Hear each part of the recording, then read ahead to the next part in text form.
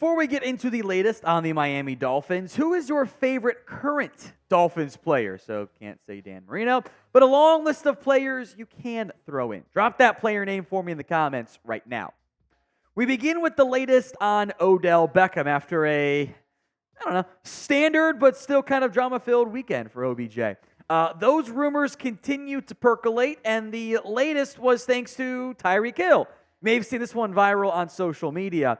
On Hill's Snapchat, he posted this photo saying, OBJ to Miami confirmed on Friday. Wow, it's going to happen. Players know in advance. This was news to Odell Beckham, however, who tweeted out, I'm confused. Did I sign somewhere? Everybody keep hitting me. Meaning, a lot of people saw that, and eventually word got back to Odell Beckham that, congrats on the Dolphins, basically. I'm sure what he was saying. Well, no, did not happen. Maybe we shouldn't use Tyreek Hill as breaking news guy. Just a thought on that front. Here is the actual latest from Jeremy Fowler over at ESPN. They have made at least one contract offer, maybe two. They've been in contact with Beckham and his representatives. They're not quite there yet. There has not been that financial gulf bridged. Odell Beckham is willing to wait a little bit if he has to. He has done this in the past. He wants to go to the right fit. But there's interest mutually in Miami. So basically what we're saying here is nothing has changed. The status quo remains the same. Odell Beckham has interest in Miami. Miami has interest in Odell Beckham Jr. signing in free agency. However, the money bridge, gulf, as in the words of what Jeremy Fowler said, is different, which makes sense given what Odell Beckham got last year and how he performed last year. More on that and his fit in Miami momentarily, but you should know enough information. It's Odell Beckham. You know who this guy is. Do you want to sign Odell Beckham Jr.? It's an all-time Chat Sports weigh-in. OBJ for yes or no BJ for no. It is the pinned comment on this video. You should also know what that means if you're a Chat Sports vet. It means an ad might come here on YouTube. Does? Who cares? Don't watch it. Instead, go vote. OBJ or no BJ at the pinned comment. Now, like Fowler said, this pretty much comes down to money.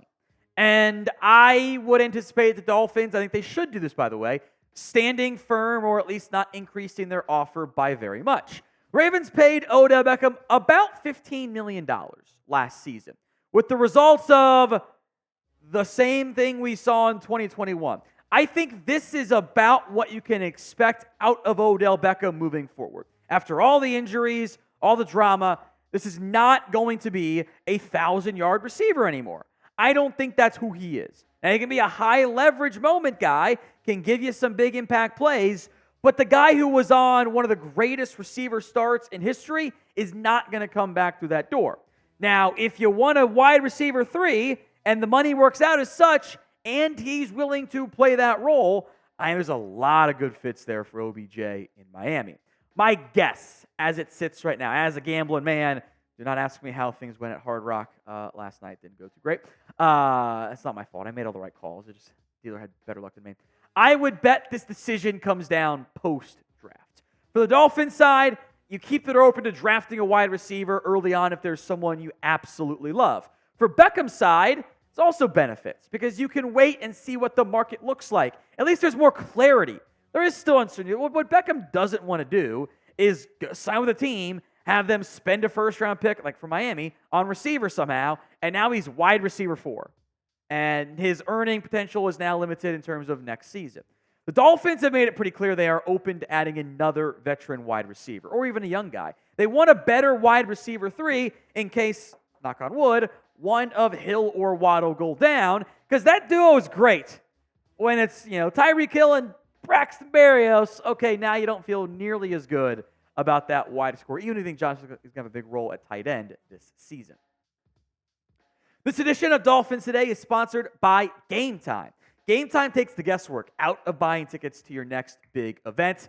I went to a hockey game recently. I didn't plan it out. We did it like 3 days before because that's what I have time to do these days. And finding a sitter always isn't the easiest thing for me because my parents watch her, her parents watch her. We can't really count on them to do babysitting when they're already doing day babysitting.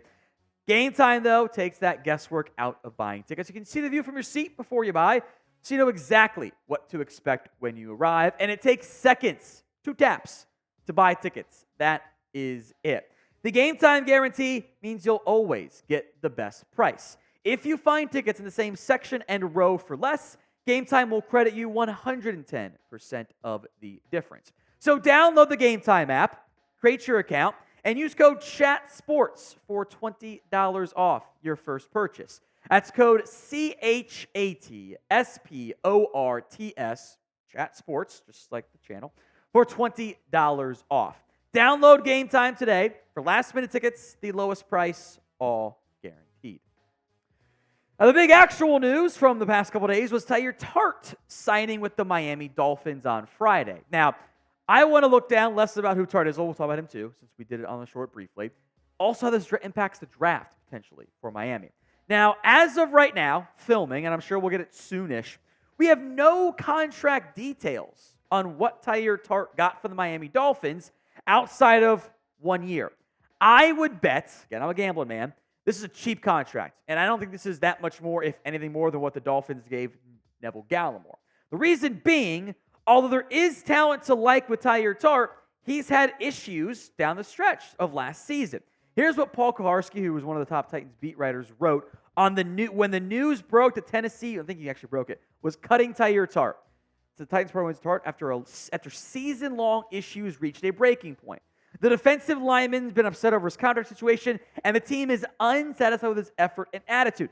Coaches were calling him out publicly, saying he wasn't working hard enough, which does not go over very well. Now, the Bengals had brought Tart in on a visit, and they have a probably just as big need at nose guard as the Dolphins do. And they said, we're out. This is not a fit for us. That's the downside, and I think he's overplayed his hand, and why I don't think that deal will be that expensive.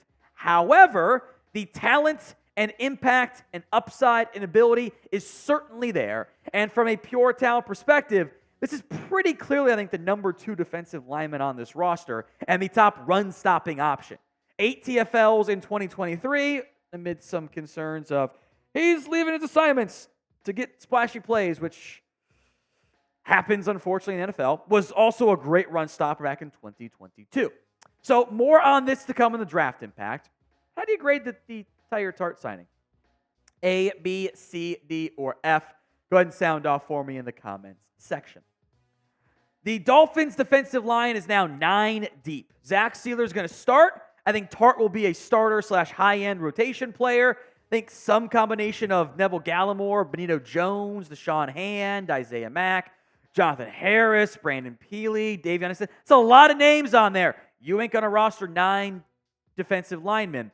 You still got, I'm going to say, 2-ish, like full-time, okay, this guy can start. I think Gallimore's rotation piece. I think between Teair Tart and Benito Jones, you've got someone that can pretty much always line up at nose guard for you. So I don't think this team will be drafting a nose guard in 2024. Now, at least not early on with a premium investment pick. However, that's kind of like replacing Raekwon Davis, You have not actually replaced Christian Wilkins. I believe a disruptor, a dynamic, impactful defensive tackle to pair with Zach Sealer on passing downs in particular is very much in the cards. Some draft options, and I think a decent class, at least on the first 2 days, to consider. Byron Murphy and John Young at Texas and Illinois, potential first-round picks. Darius Robinson probably goes in between your round 1 and round 2 pick out of Missouri. He's also kind of more of a 5-tech. Be a good 5-tech, though. Ruke, Orhoroho, Chris Jenkins, Braden Fisk, prior day 2 guys. I'm a big fan of Brandon Dorlus. I think that'd be an awesome pick for Miami, but that'd probably be a second-rounder. And then I think guys like maybe Michael Hall gets in round 2. Mason Smith, Dwayne Carter, kind of more 3rd, 4th round guys. So there are options. It's a matter of, is that a premium position Miami wants to address in this year's class? We will have plenty of Dolphins draft coverage for you right here on the channel. So don't miss out. Hit that sub button right now. We'll go quick on this last kind of under-the-radar news item. In Kendall Lamm's kind of announcement video, I'm coming back to Miami, he did reveal it's his last year in the NFL. Here's what he said. I'm a simple man, so I can tell you I'm very, very appreciative of this. This will be the last ride for me. To play in Miami, play with good people, good organization, great fans. It's amazing to me to close this football chapter the right way. So Miami Dolphins, thank you so much. I'm blessed, excited for 10 years. Let's close this the right way. So one more ride for Kendall Lamm as the team's likely swing tackle. And I have no complaints about retaining him. I thought that was a good move from the Miami Dolphins. I think your tackle spot's in pretty good shape. Guard could be where this team addresses an early round pick in the upcoming NFL draft.